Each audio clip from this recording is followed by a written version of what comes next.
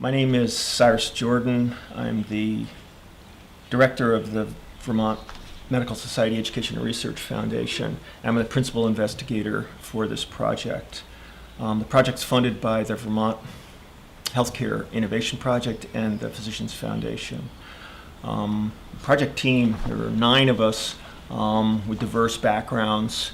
I'd just like to point out that 3 of the research teams are actually primary care physicians that worked in the 2 primary care service areas that we're focusing on in this project. This project actually started in April of 2013 when the then chair of the Green Mountain Care Board, Anya Rader-Wallach, reached out to the foundation to try to get input from direct care providers into how we should think about healthcare reform in the state. And she realized that unless we really change the delivery system and unless we really involve the direct care providers and the patients, that all our efforts at cost control would be fleeting, as she mentions in her quote. So the Green Mountain Care Board contracted with the Vermont Medical Society Foundation in 2013 to make recommendations of what some of the key or core community services were and where there were mismatches, where there were needs across our state. And that white paper, which you can find on another part of the foundation's website, made 3 recommendations that, given our stable population, we could really plan 3 levels of care based on the population's need. We wanted to be a magnet for the healthcare workforce. We have an older workforce, a lot of pressure, particularly in primary care, a lot of specialties in the rural communities. We want to become a magnet for the workforce. We want to become a benchmark for measurement. There's a lot of measurement. It's an enormous burden right now, particularly in primary care, and it's not particularly useful, and so we want to propose new measures. And we also wanted to decrease the gap between practice and policy. And as Dr. Wallach realized, unless the people that actually deliver the care and the patients that receive the care's voices are heard, the policy decisions can spin away from what really matters. We broadened the input during the course of the next several months. Brought in people from all over the state. The initial effort was really concentrated in the 2 primary care service areas that the research will focus on. We actually, of interest, in April 3rd of 2014, 2 primary care providers, Dr. Faye Holman and Marlene Bristol, made a presentation to the Green Mountain Care Board about their idealized view of what primary care would be. And of interest to you that are looking at the website, there's another video on the site where you can actually listen to Faye and Marlene's view today in 2016. It's very consistent with their view that we proposed back in 2 years ago. We finally got funding. The project went through a lot of controversy publicly, and that the public debate really improved the project. It expanded the project. Initially, we were really just looking at a really practice-centric, primary care practice-centric project, but the public debate broaden the project and broaden the input to include all community-based support services, not just the traditional medical services. So the title of the project is the Frail Elders Project, and as we research team met, we started talking to people, we realized that we wanted to target a broader population. So you can see in our target population, it's really all seniors at risk of a decline in their quality of lives or a poor health outcome.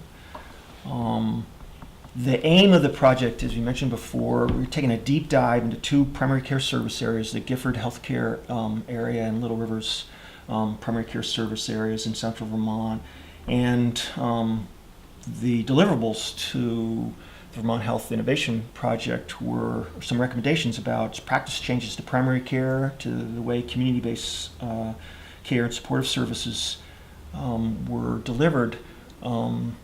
So it would improve things that matter to patients, payment innovations to support these redesigns, and then measures that would track changes in the outcomes that matter to patients. So one of the first things the research team did is come up with our research focus areas or research questions. And these 10 questions really directed our research. These are the questions that we posed to our various sources of information. These are the findings we wanted to have to serve as a basis for our recommendations for practice and changes to community support services, measures, and payment innovation. As I mentioned before, this is a small scale but a broad scope project. We're taking a deep dive into 2 primary care service areas in rural central Vermont. Not all the sources lent themselves to our research questions, but they overall guided our research and our findings. So we directed our 10 research questions at 5 different sources. We call them research arms. One was structured interviews and focus groups with seniors in these 2 communities and their caregivers. We made sure to include homebound people. Their needs are different than people that could had the resources to make it to the focus groups. We did a extensive literature search with the help of UVM Dana Medical Library. We interviewed 33 direct care providers in these communities. This was included primary care, clinical people in the clinics, people that worked for Area Agency on Aging, Meals on Wheels, clergy, EMT professionals. It was a very broad definition of providers. We interviewed 5 subject matter experts and policy experts here in the state, and we have also done and continue to do analysis of some survey data with the Vermont Household Insurance Survey and the Federal Current Medicare Beneficiaries Survey. So the findings from these research arms are probably the most important part of this project. And they are well captured in some very well-written reports. One report, there you can see there on the drop-down menu of the website, was based on both the interviews with seniors themselves and their caregivers and a literature search on what actually matters to at-risk seniors. There's another report on who are the frail high-risk seniors in our communities and what kind of models are people using elsewhere to care for this special population. There's an interview study that compresses both the provider and the policy interviews. We did that because there essentially was no difference in what the providers or the policy people were saying. And then finally, we have the final report and recommendations. And the final report summarizes the findings and then also offers our recommendations on practice changes, community changes, measures, and payment innovation. This slide I want to actually spend some time on, because I mentioned before the findings are probably the most important and hopefully lasting part of the research. As I mentioned before, there was essentially no difference in what we heard, whether we were talking to seniors, reviewing the literature, talking to policy experts, talking to direct care providers. And I would like just to read through these findings, because each one's really important. There are definitely mismatches between what gets paid for now and what's important to seniors. Today's payment policies create significant inefficiencies and actually harm Vermont seniors. Personal finances matter, and many seniors get caught in the middle between eligibility for public support and sufficient personal resources. Physical health matters to seniors, but remaining at home, retaining autonomy, not feeling like a burden matter at least as much. Care should go to patients. Patients shouldn't have to come to care. We heard this from everybody we interviewed, and it's really supported in the literature search. Control over the healthcare budgets and how we spend our money means much more community level influence, less management from the top. Primary care is a critical condition, and we all need how to rethink how to support it. There are proven examples of how we could do this to better, and there's a lot that can be done right now without moving major mountains. The recommendations based on the findings are organized by these 4 questions. Who are high-risk seniors? How will we measure success? How we care for them, and how we pay for that care? I just want to bring everyone's attention to the fact that we purposely defined how we were going to measure success in terms of what matters to patients before we started thinking about how we were going to care for them, and certainly before how we were going to pay for them. The central focus of this whole project is what matters to seniors, how do you measure that, how do you deliver care so it moves the needle on those measures, and then finally, how do we pay for it? So the first question, who are high-risk seniors? And the related question, how are we going to identify them? Again, the findings were consistent across all research arms that on who were the high-risk seniors, and just like to call attention to the fact that social determinants were probably the most frequently cited risk factor. How are we going to identify them? When we started, as I mentioned, we had 3 primary care physicians from these 2 communities on the project team, and we all just assumed we were going to do universal screening. But actually, when we talked to people in the communities, we realized that was probably not sustainable, difficult to implement, and the literature actually supported that. So what we are recommending is a 3-step identification project, which we'll go into detail in the recommendations. Second question, how will we measure success? Our recommendation is that we use a multidimensional balanced evaluation. There's no single index of success. There are validated metrics that exist. We make recommendations on the scope of the measures, and then also about using appropriate benchmarks to measure success. I want to mention and stress this again, that measures really matter. And we purposely put this question second before we make recommendations, even thought about our care models or how we're going to pay for it, because measures matter. So for instance, if we choose avoiding hospitalization versus something that really matters to a senior, which is making it to their granddaughter's wedding, it might lead to very different care models. That senior might actually want to, if they understood that a brief hospitalization might help them make it to their granddaughter's wedding, and making to the wedding is what really mattered. It leads to a very different model than if the measure was just decreased hospitalizations. The intent of the care model is best captured in the following video.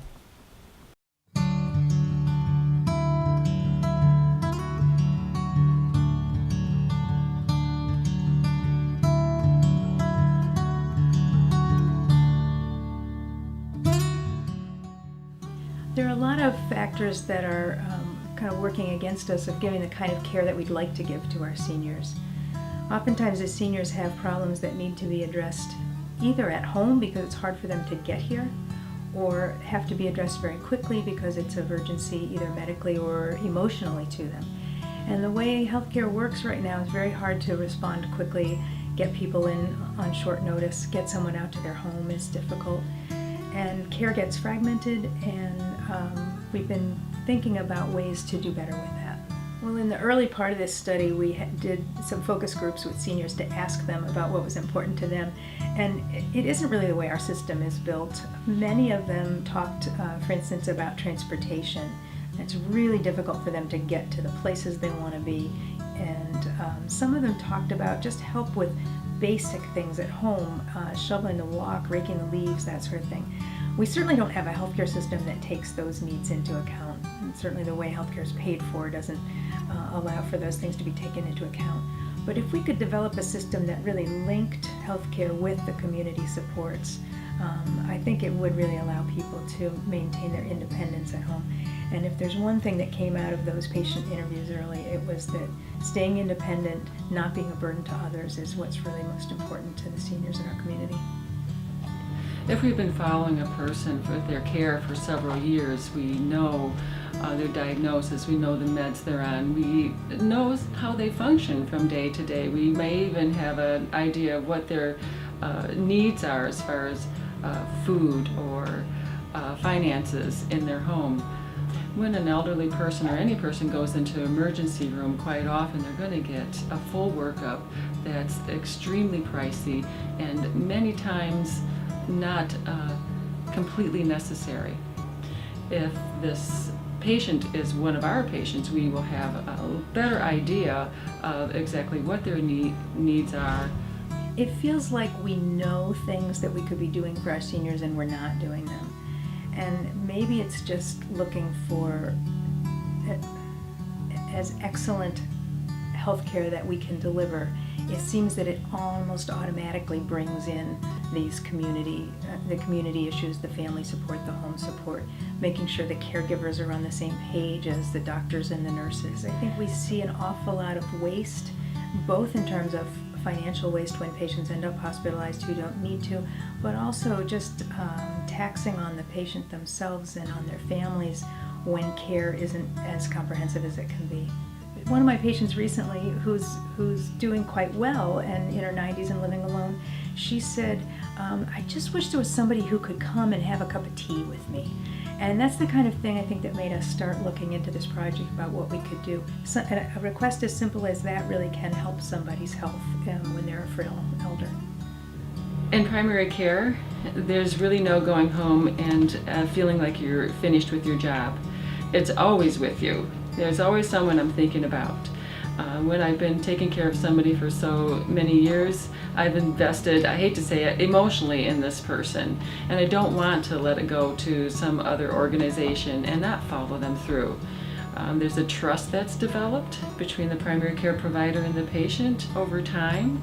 And that is a privilege on my part to be so intimately involved in someone's lives and in their family's lives.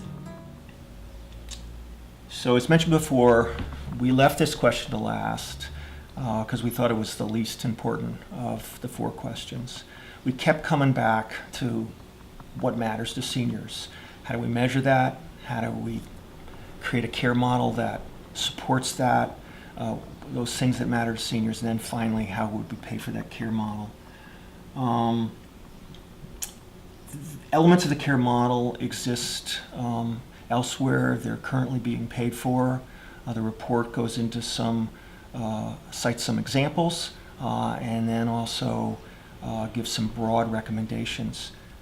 One of the things that we heard a lot about, and the listener should be aware of, the reader of the recommendation should be aware of, is there are a lot of seniors in our communities that get caught in the middle, as was commonly said, where their financial situation is not so dire that they are eligible for public support, but their personal resources are insufficient to make their needs. And that's just one of the things that the listener and the reader of the recommendations keeps in mind, because some of the models that are out there, some of the most successful models are more restrictive, and their eligibility is limited to most financially disadvantaged or most medically in need.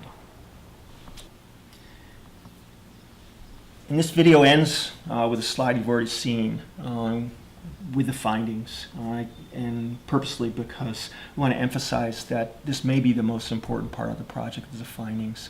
And all else should be based on that. Our recommendations are unavoidably subjective.